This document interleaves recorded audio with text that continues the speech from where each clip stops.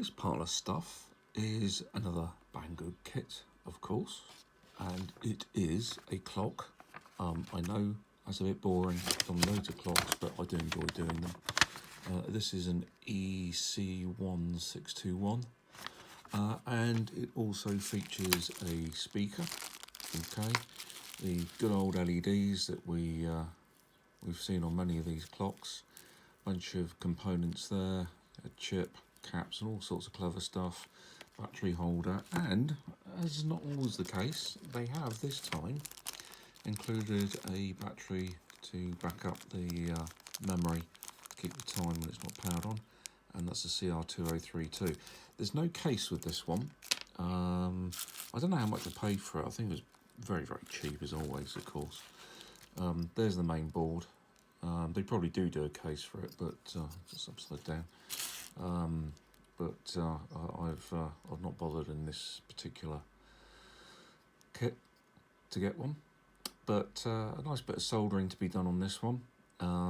Good few resistors and things. There is one surface mount chip. They're fairly large pads, so they shouldn't present too much of a problem. I'm actually trying to find, oh yes, that chip is sort of been put inside the battery holder. So what I'm going to do is I'm going to get all these components out of their various packaging, and we'll start putting it together. Oh, I've got all the components out of the bags. So there you go, there's the battery holder. There's the speaker, and you can see it's got a double-sided sticky pad on it, and eventually at the end that will be stuck on the back of the board there, and might even act as a useful stand or contribute to standing it up.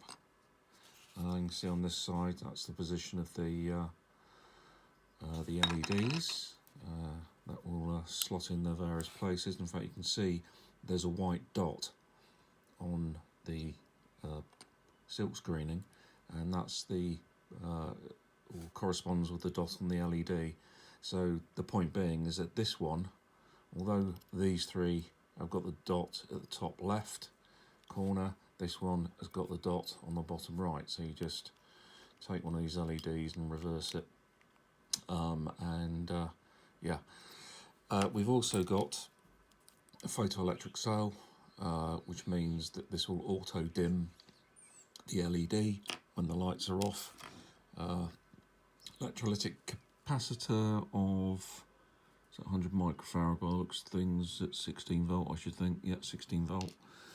A couple of push to make switches, easy enough. A thermistor, so it will theoretically tell you what the temperature is inside the house. And say a couple more, is it polyester caps these? Can't remember, what's the number on them? 104. What is 104? Hasn't got a, no, I can never remember. Couple of chips, and a couple of wires which will be for the speaker, and we have this board, and this will accept the power supply. You can see it's got a couple of riser pins on it. Haven't worked out yet where they'll go on the board, so we've got 4 that side, and 2 that side, and it will go somewhere. We'll find a home for it as time goes on. I've got this upside down as well, it's probably not helping. They go there. No, I don't know. We'll find a home for it somewhere. But I think the point is with this one is that I've got one of these speaking clocks full, and the speech is all in this board here, and so this is a pre-constructed board, you can see, with primarily surface mount components on there. Could have easily soldered this as a kit. Not a difficult job at all there. Could even look up that number and see what it's all about, but that will be giving speech out to the microphone, the speaker, and we've got a mini USB there to take the power. We'll find where that goes later on. What we do know is that we've got rows of, or two sets of rows of resistors, and we have two values of resistor. That's the 470 ohms that they've kindly written on the tab there, and 20k. Now we have some instructions here, and you can see there is the 20k's, there's all the 470 ohms, so that seems like a pretty good place to start. So those will be the 20 and those will be the 470. So let's grab, how many 420s do we want?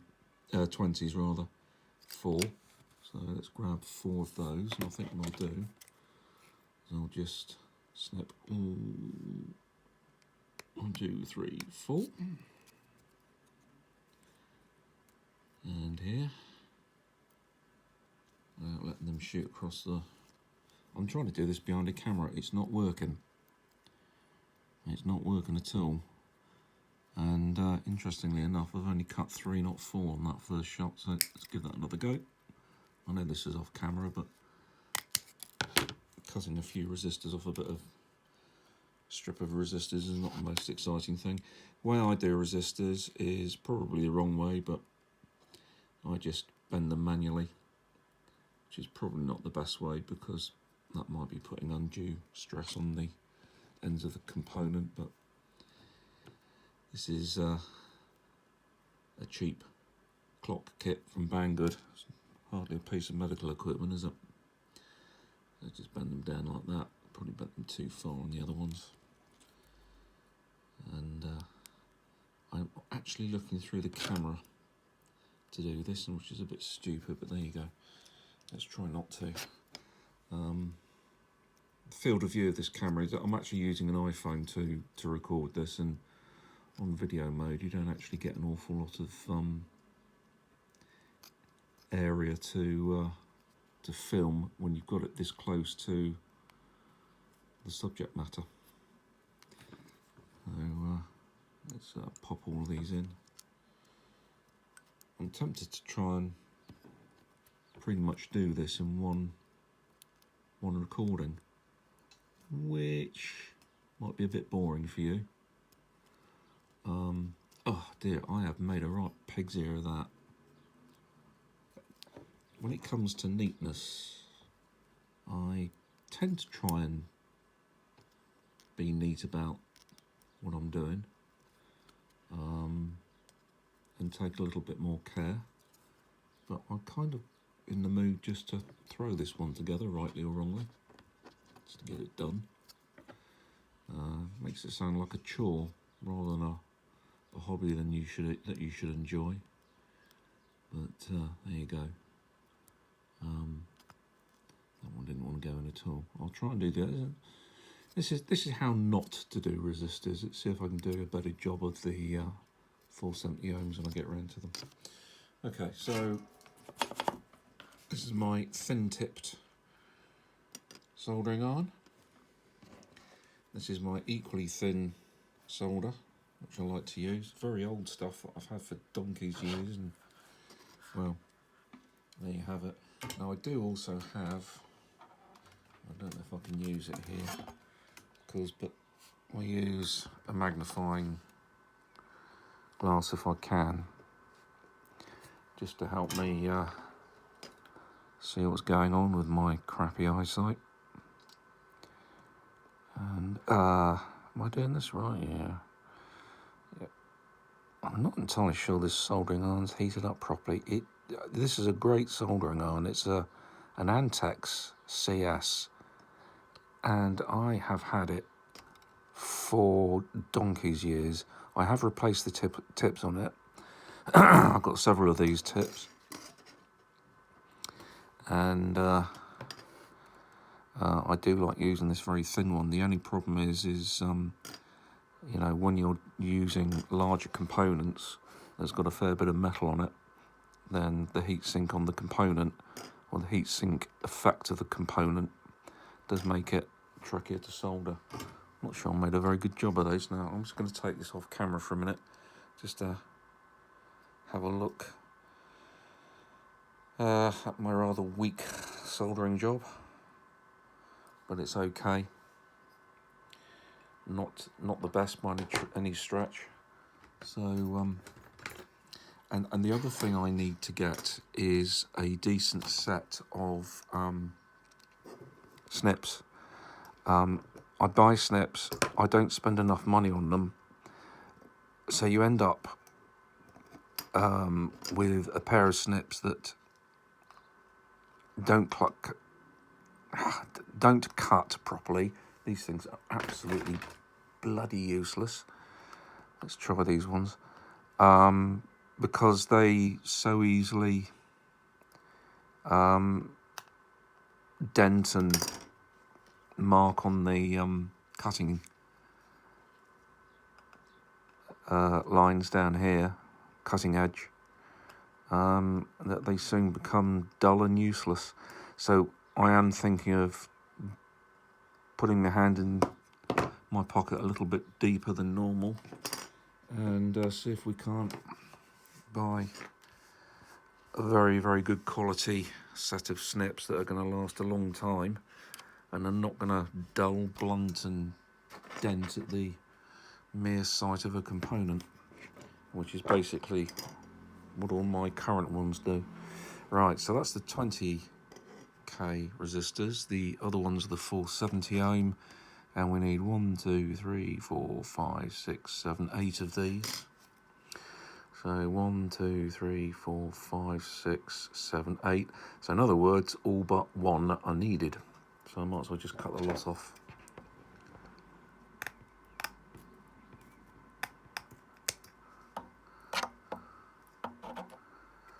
Like that. You're looking at this through my table magnifier at the moment, which helps me see and hopefully helps you see as well. You can see I'm wobbling it there. It's a very good, very, very good piece of kit, this. It's one of those, let me show you. There you go, one of those angle poise type efforts. Works very well. Had this for a good number of years now as well. Very much like it. Right, so let's try and bend these resistors with a little bit more care than I did the 20k ones. I always find that installing the resistors first is a good idea. They're usually small and flat, and therefore are not going to get in the way of installing other components, whereas other components could get in the way of installing the resistors. There you go, it's a bit neater.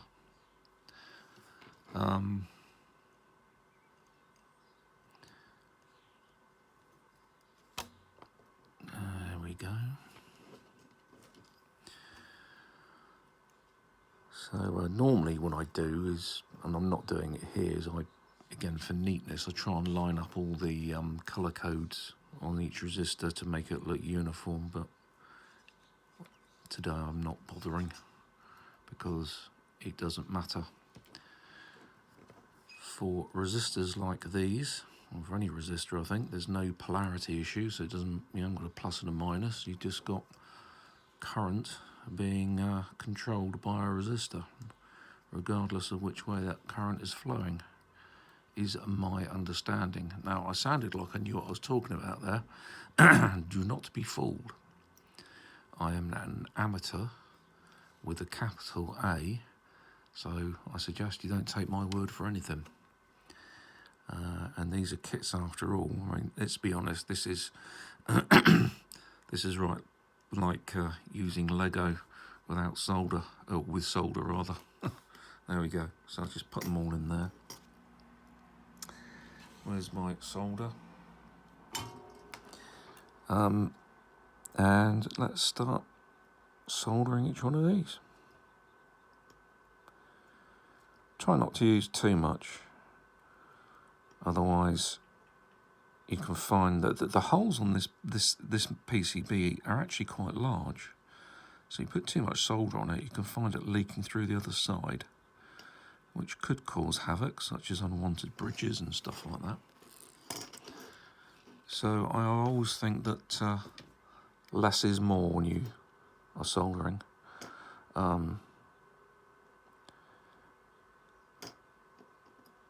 Certainly with little kits like this. And if you solder quickly, don't overdo the heat, I think you're less likely to get dry joints down the line. But to be brutally honest, by the time any of these kits suffer dry joints, I will have long since forgotten about them and not bothered. So let's snip off these legs, don't need those.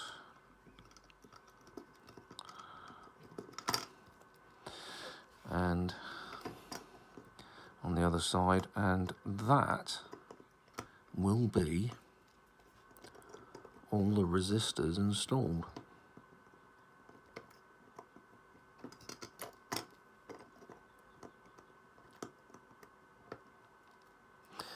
Right, what should we do next? As I say, we have this little graphic that they include, so it tells you where everything goes. Let's do the those small capacitors there. So we've got one that goes there, C3.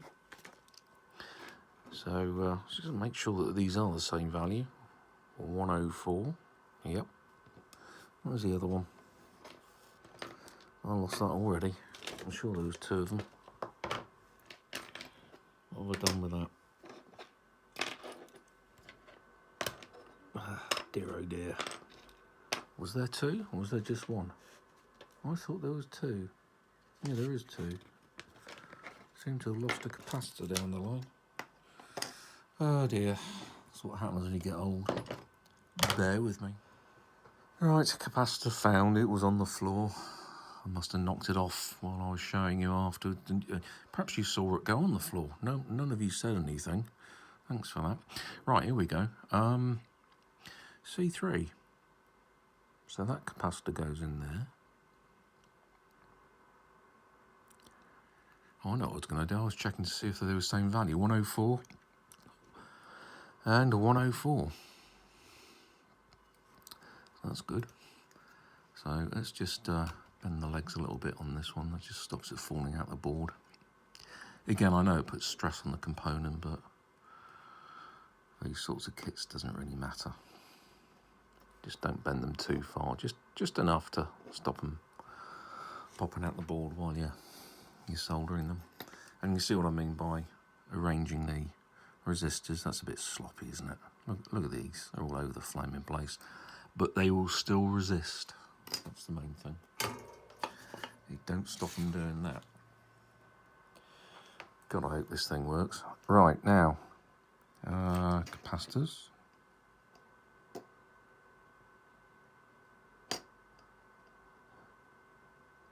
You see, that one is struggling.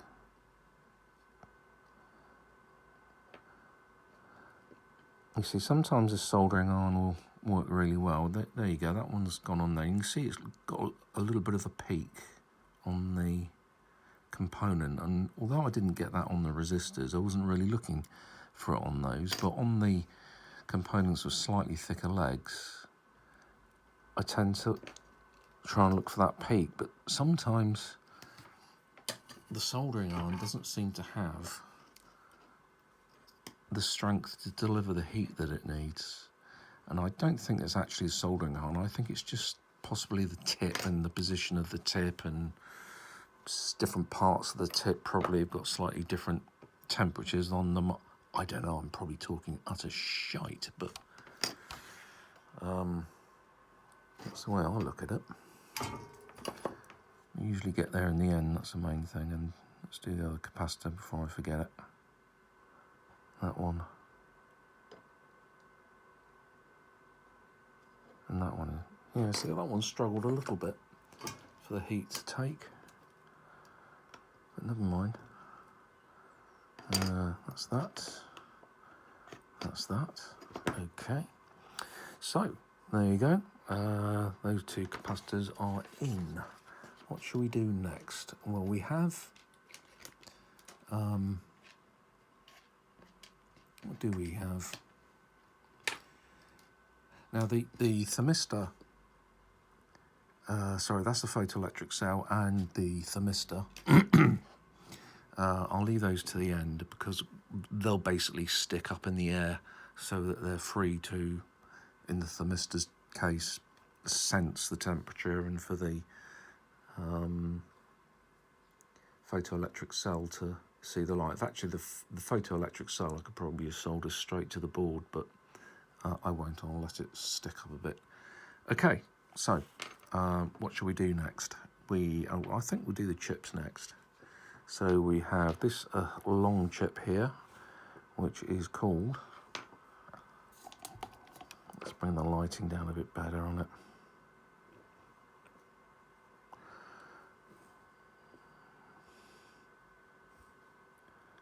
Why is the lighting so bad? It's gone all yellow. There you go. I don't know if you can see that, but it's I need to get better lighting, much better lighting. Anyway, it's a 15W413AS and a bunch of other numbers. It's obviously a controller chip of some time, or a timer, or a clock chip. Is that the clock chip there? I don't know. Actually, let's do the difficult one next, and that is the surface mount chip. If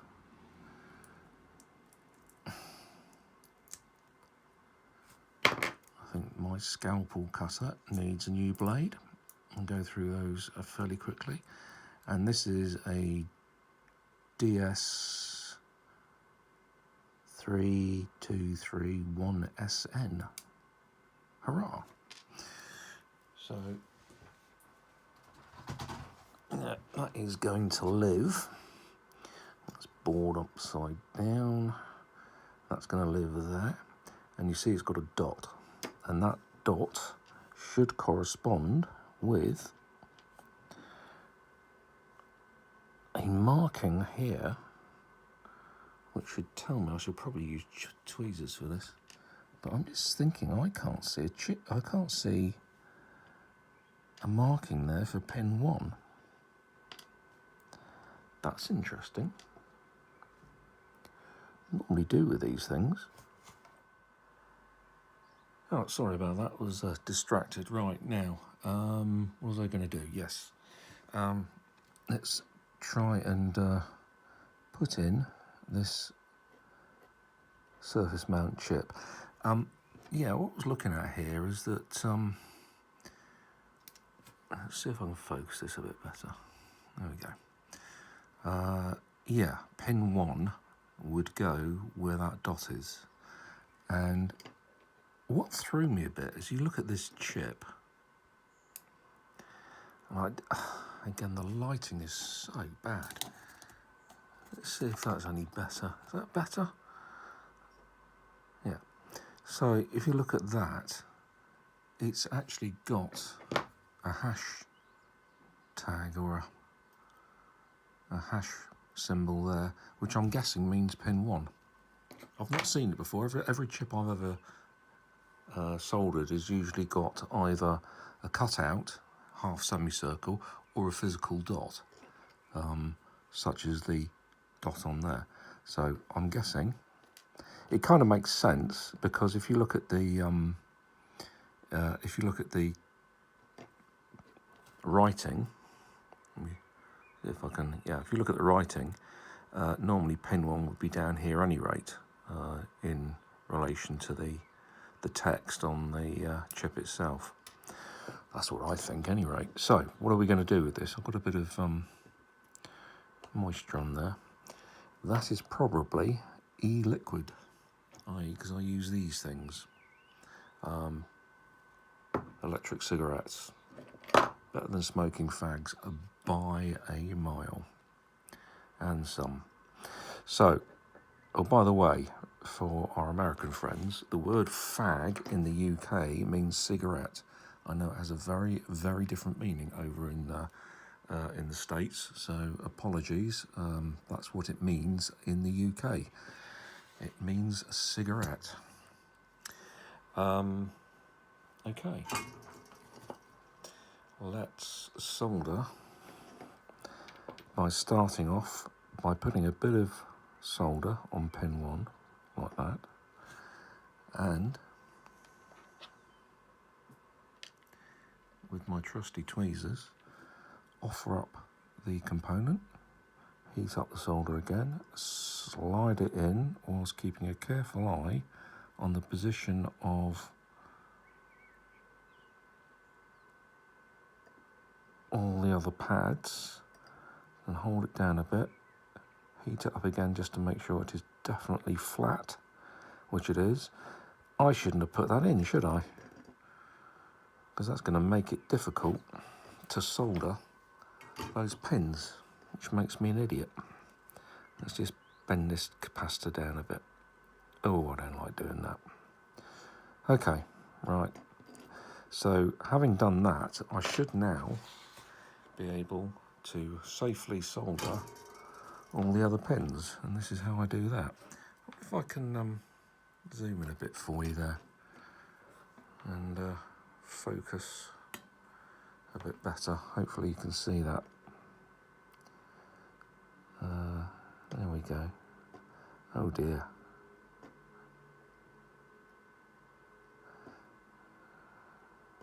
Well, that didn't go well. That really didn't want to solder. Let me just take it out of the way for a minute. Get my eye loop, which is this, which I'll look at. I use for looking at stuff close up, because my eyesight is shite. And I'll have a quick look at that solder joint, and that is appalling. So I need to do that again. And that was not good. That's what I'm looking for. See if I can... Oh, it's still a bit flaky. But that's more of what it should look like. It's got a bit of a peak on that one. See if I can get rid of that.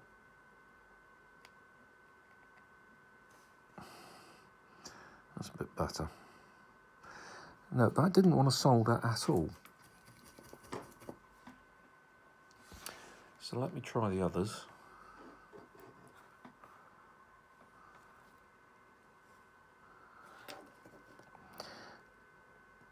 And see if I can get... you see, that didn't solder. That didn't solder on that pad at all.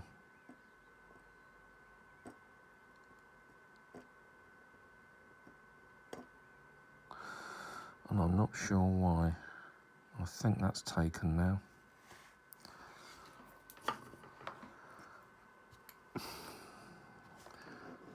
If I go into silent mode a minute so I can just focus on soldering this. So that's a bit better. Something very iffy about that pad. Again, I'm trying to use as little solder as possible.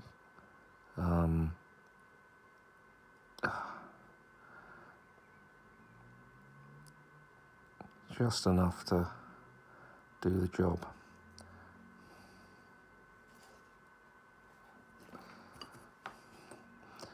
So one thing I keep forgetting is to clean the tip of the soldering iron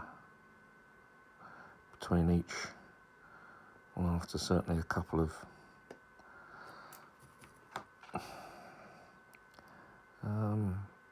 solderings, because that's better. I shall certainly have to inspect this with the jeweler's loop to make sure I've got decent connection on all of these. Normally I'm pretty good at these, but this one, for some reason, it's just not wanting. I think possibly one of the things I should have done with this board, in fact with every board that I use, is to give it a clean with some alcohol. And that's something I don't do, and I think I probably should, and that might help the soldering process a bit. Now, I'm just going to have another look at this through the jeweler's loop.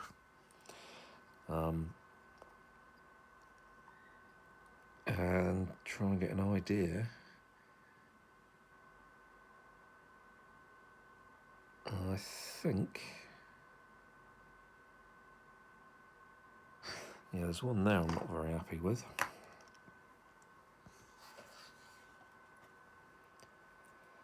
Which is that one there.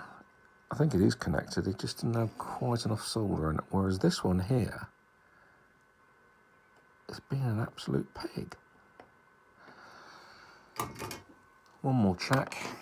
Crikey. This has certainly been more difficult than it should have been. Right. Well, hand on my heart, I think that one is sorted. Oh, that took long enough, didn't it? Okay, right, let's move swiftly on. Too late, I hear you cry.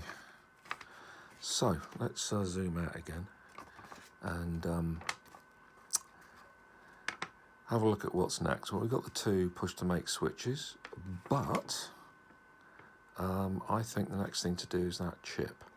And you can see this square here, that's going to be that separate board that I was trying to find a home for earlier. So that one will go across here like that. But obviously I've got to get the large chip in there. So this one's a bit easier insofar as orientation is concerned. You can see here it's got the notch, the half circle or half moon, and that corresponds with the half moon on the board, which is what I was talking about earlier. Whereas that other chip didn't seem to. It had the hashtag, and I've never, well, I think in America they call it the pound sign. And obviously the pound sign in the UK is the sign of our currency, so the pound sign here in the UK is very different to what it means in the States. I'm just got to bend these pins in a little bit. I have no idea how susceptible this chip is to to static electricity. If it is highly sensitive, then I've just buggered the whole thing up. But never mind. We live and learn. If I have, will I upload this video? Yeah, why not? Why not? It's all about living and learning. It's just that, oh dear, the trouble is I'm not concentrating on making sure that I get this right. So all I've done now is successfully bent pins in the wrong position. So let's see if I can rectify that now. Oh, God knows what I've done to this chip. If this works now, I'll be absolutely stunned. Right, let's try again. Orientation that way. It's the trouble with these very long chips now. All the pins have gone in that side. That needs to go in a bit. And there she is. And that's right, and that is held in there reasonably firmly, so it's not going to move, which is a good thing. I'm going to get myself a new piece of solder because that one's starting to get a bit short. And we can now safely buzz this particular chip onto the board, hopefully without the zoom in again for you, without the antics that I had with the other chip, which was a pain in the arse. Another thing I don't like to do with chip, I mean, having man-handled this thing appallingly, and therefore probably fried the hell out of it, the one thing I don't like doing is holding the soldering iron to chips for too long, and also to LEDs, because that can damage them. Which is another reason why I like to use a thinner tip on the soldering iron, on the basis that it doesn't splash the heat about unnecessarily. That's the theory, anyway. Whether that is practice, and I'm talking complete and utter BS, I have no idea. There we go. So that's in. And the other side, of course, we have got a lot of soldering to do with the LEDs. But hopefully that'll be fairly straightforward.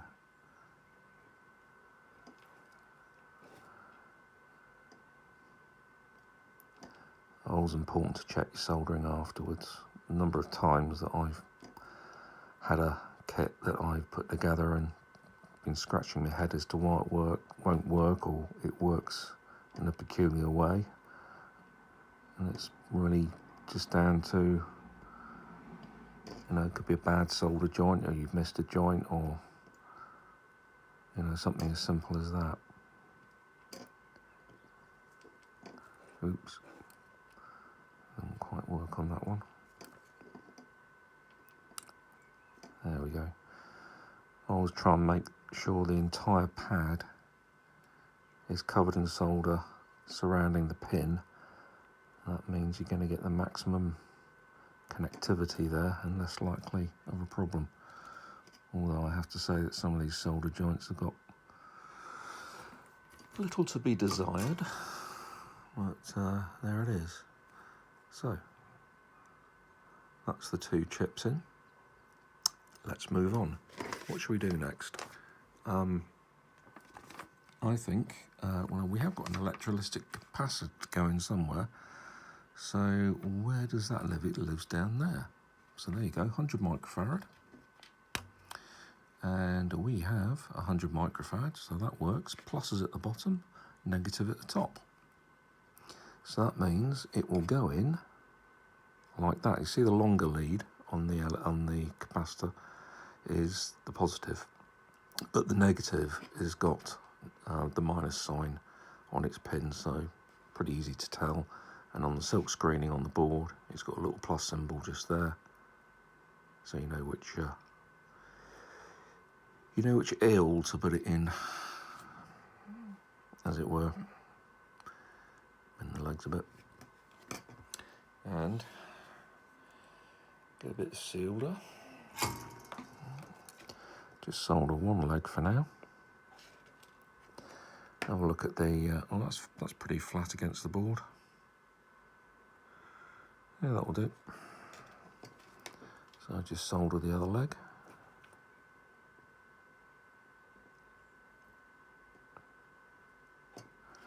If it would be kind enough to solder. So on that one there, what happened is that the solder sort of shot up the leg and didn't actually attach itself properly to the board. And if you're not looking very carefully, you could miss that. And that can really give you a hard time finding it as an error in soldering later on down the line, particularly if you're doing a very large kit. So there we go, that's that. We have got the battery supply. Now the plus side is the battery will go like this. Let's push that capacitor back out the way. So that's where the battery holder will go. I don't think, well, do I want to put that switch in first? Switch one. Do I want to? Nah, that'll be all right. So let's just, as I say, resistors and chips are the best things to install first, in my opinion, and then the other bits and pieces afterwards.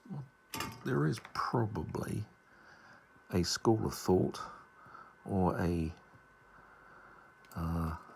well-worn philosophy that all people with a soldering iron should follow, but if there is, I'm not aware of it. And that's now clipped nicely down to the board. And now I can solder the other joint. And that will be the battery holder installed. Oh, come on. Why doesn't that want to solder? There you go. Yeah, I might have to go back to a larger tip, because I do think sometimes that is one of the problems I've got. The tip of the soldering iron is probably just a bit too fine for a lot of what I'm doing, but it certainly isn't for things like that. And I don't want to constantly be changing the tip of the soldering iron over. Let's do these switches. They're usually straightforward enough. Where's the other one? Oh, there it is. I know this video's banging on a bit, but I thought, do you know what? I'll try and do as much as possible in one go. I know I haven't fully succeeded, because I had to stop a few times so far, and I probably will in a moment or so. But until then, we'll just carry on and see how we get on.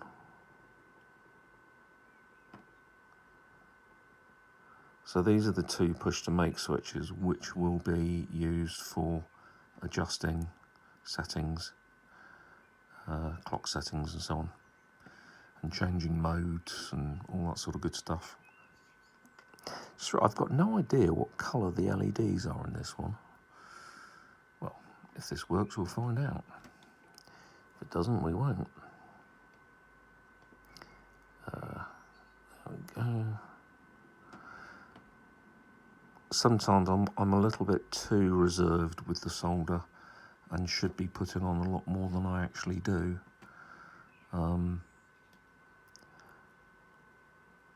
With these switches, larger, heavier pins, components like that, they can take a lot more solder and probably need a lot more solder for that matter. So that's the two switches in. Do you know, I have no idea if you saw that. Wasn't very exciting, I can promise you. Right, where are we next? I think we're heading towards doing RT1 and RL1. And RL1 is our photoelectric cell. Again, it doesn't matter which way it goes. There's no polarity, because it's basically a resistor. So polarity doesn't really matter on this thing. I'm not going to get too precious about how I install it. It just needs to stick up in the air. I just need to find a bit of solder now. There we go. Right, there it is. You're off camera. Or rather, I'm off camera.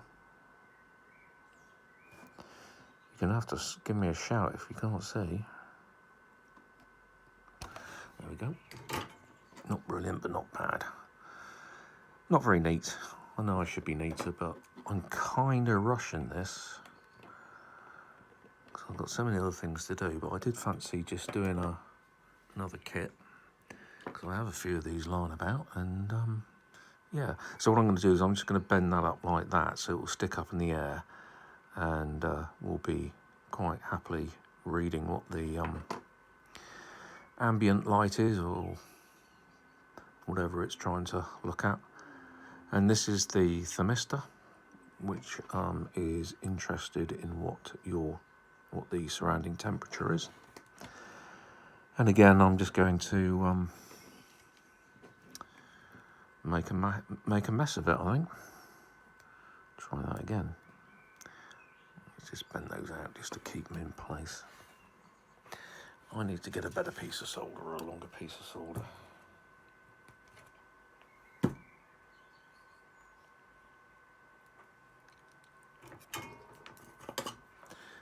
Okie dokie. So, one thermistor. And it's probably more important for the thermistor to be well away from the board, because if it generates any heat, even a tiny little amount, then theoretically it'll give you an incorrect temperature reading, although I have absolutely no idea how accurate the temperature reading is, because I've never really bothered to try and test it. Perhaps I should. So there we go. One thermistor, one photoelectric cell for dimming and temperature. Right. I think the next stage is to install, be the power supply and the voice synthesizer perhaps. And that just plugs in there very, very neatly like that. On top of the chip. All very good. So what I'm going to do is I'm just going to solder one pin as usual, and then make sure that the entire thing is flat to the board.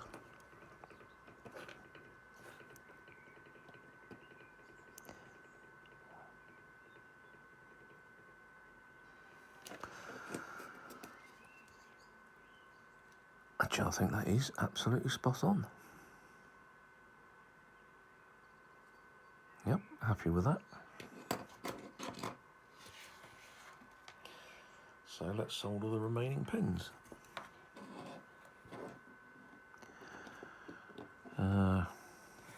Okay.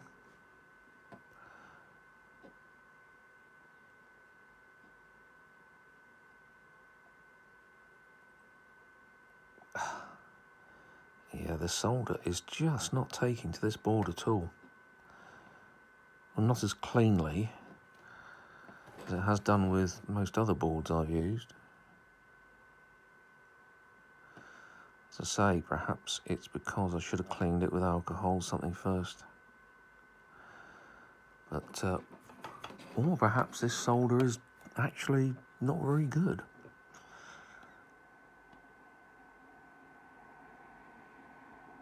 As I say, it's very old, but I don't know if solder degrades or unused solder degrades over time. If it does, I've never heard of that, but the fact I've never heard of it doesn't mean to say it doesn't do it. Should I cut those pins short? Probably should, actually. In fact, I definitely need to, because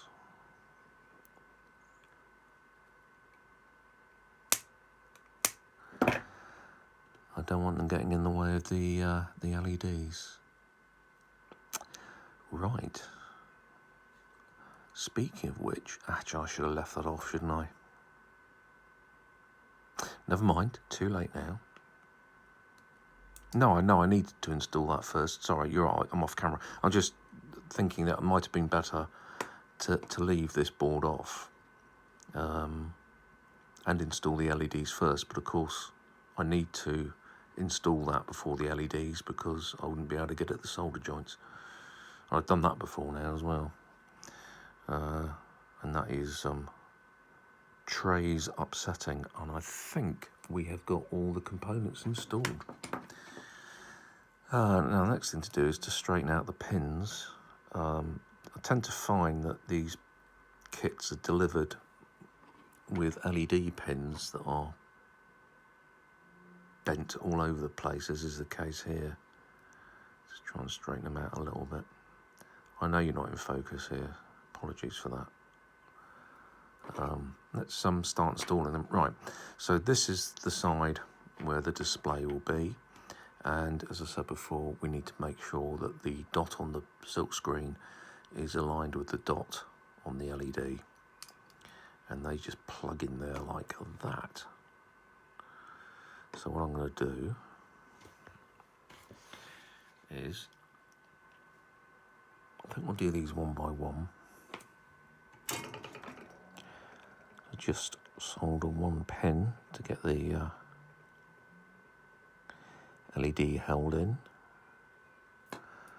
let that dry, so that should be nice and flat. And they've got little feet at each corner of the LED, so it does stand a little bit proud of the motherboard. So if it's got components underneath, which this one has, or at least joints for components, then there's room for them to be there.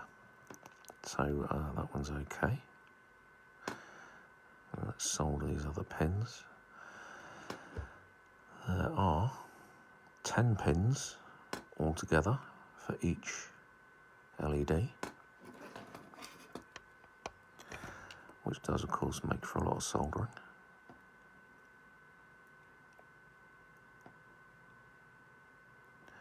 But again, if you're like me, a novice at electronics, or at least electronic kits, then when it comes to practicing soldering, then you know you can't go far wrong with these kits at all. Now this one is upside down, so the dot is at the bottom right, not at the top left. And let's see if we can get this one to line up. Get the pins to go through the board. There we go. And because it's now married up against the other LED, that's actually holding in there quite firmly, so it should mean that after having soldered just one pin, I probably don't need to do any adjustment. But let's double check. Yeah, a little bit. Here we go. That will do that.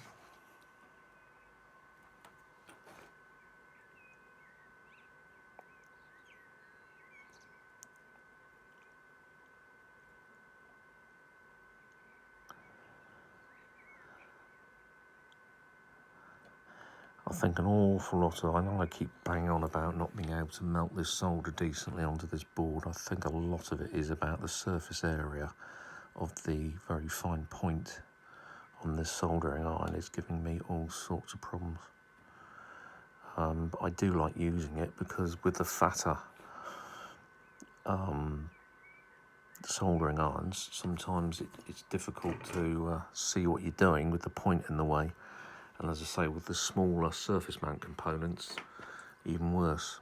Right, and this dot goes in there. Like that.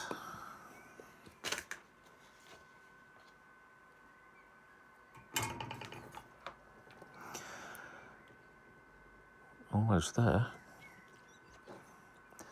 Again, make sure it's nice and flat against the board, which that one is. And we will finish soldering.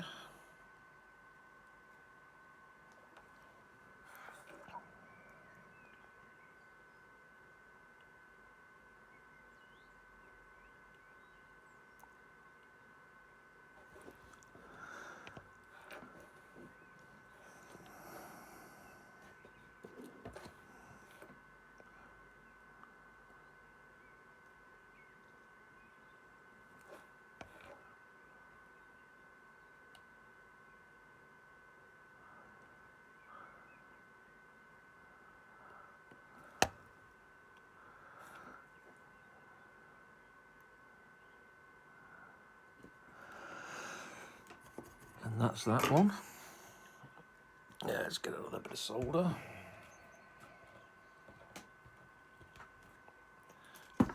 That one was getting distinctly small. And where's the last LED? There she is. And the dot goes on the top left. And the pins are a little bit more bent than I realised on this one.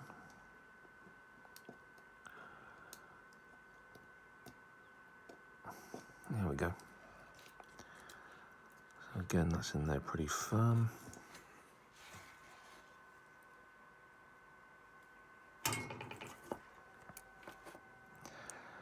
And let's just solder one pin. Make sure it's nice and flat.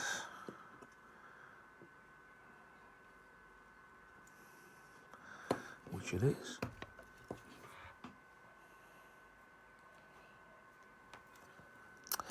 Right, so let's solder these final few pins.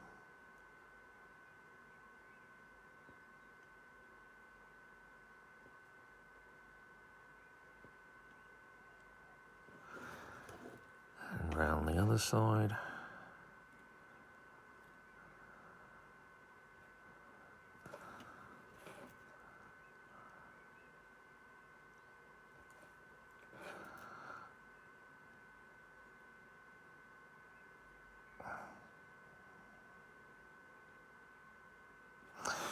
And there she is. Now, we still have more excitement to come because we have got to install the speaker. Now, the speaker does have, I think, a plus and a minus on it. It does indeed, plus and a minus.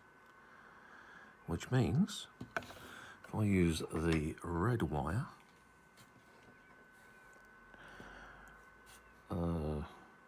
just have a look where I'm soldering this. Yep. So what I'm going to do is I'm going to have the red wire. This is quite a large blob of solder, so I should have tinned these wires first, but there you go, I didn't. And what I'm going to do is I'm going to put them both in the same direction because they both end up on that audio board, audio stroke power board. And I am making a right mess of that. There we go. Yeah, and then what will happen is it will, if I get this right, go on to these two pads here. So that's minus and that's plus, and you can see the markings on the board so we know which wire goes where. Let's just have a look at this for distance. Yeah. Okay, so what I'm going to do is I'm just going to shorten these leads a little. Don't need to be that long.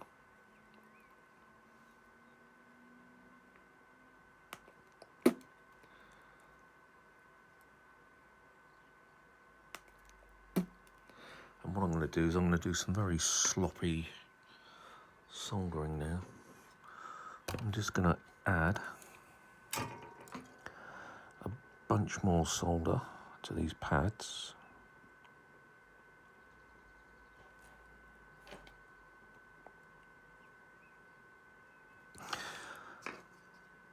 Because it will then make it a little bit easier.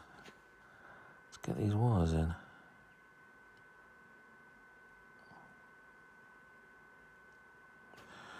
He says, oh, for God's sake, this should be dead easy. I haven't tinned the wire, that's my problem.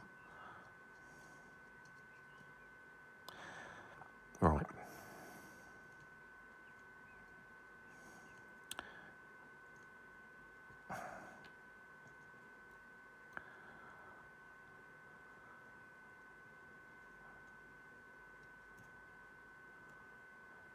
Dear, oh dear.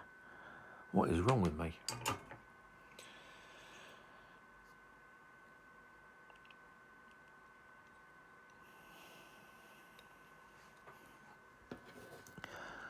Okay, let's try this one more time.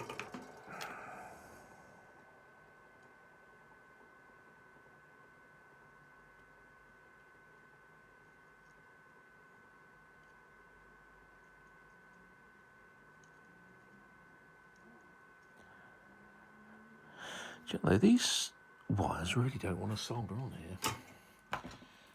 Right, let's see if I can do a better job. Do what I should have done in the first place and tin them. So there you go, there's a lesson. Before you use wires, tin them. And by tinning, I mean this, just add a bit of solder onto the wire itself, like that. And like that.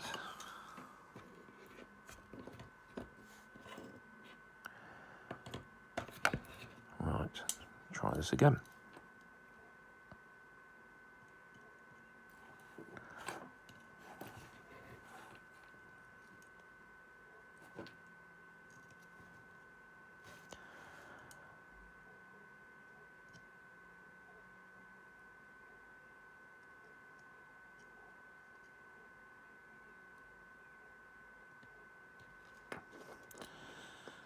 Still don't think that was very good. There you go.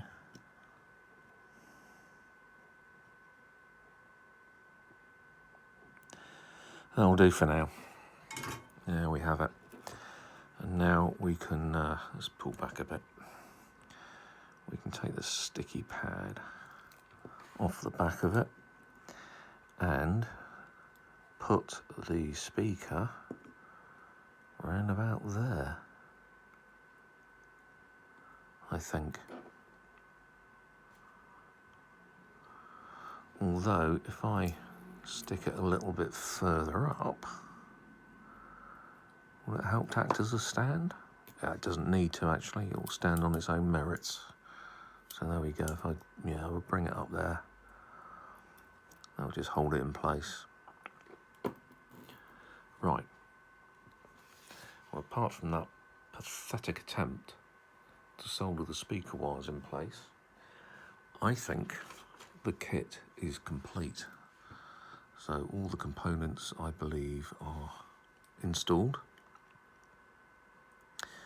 And we just need to put the battery in. As I say, this is a CR2032, unbranded. I say unbranded because it has got Chinese writing on there and I can't read Chinese. But it's not certainly branded as I would understand. But it doesn't really matter. So that goes in there. That's the battery. And we've got a piece of solder or something stuck to the speaker. So that just leaves, let me get the magnifying glass out of the way. I think that just leaves one thing to be done, and that is to power it up. So let's throw caution to the wind. Let me find a USB supply, which I have here. Here we have the micro USB connector, which will go into the back there, and thusly, let's see what happens.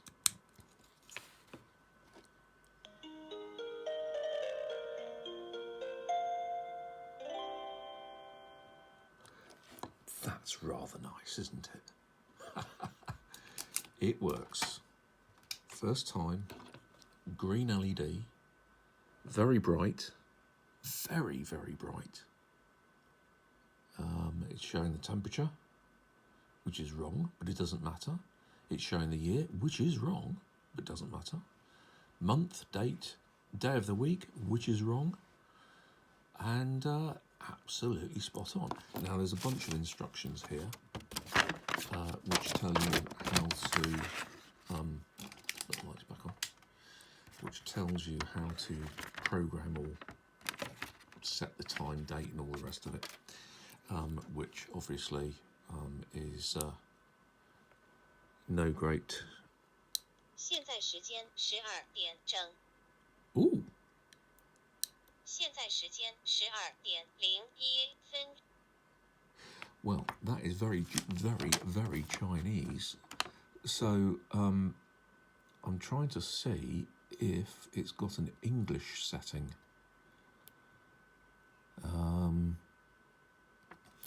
In the time, stopwatch mode.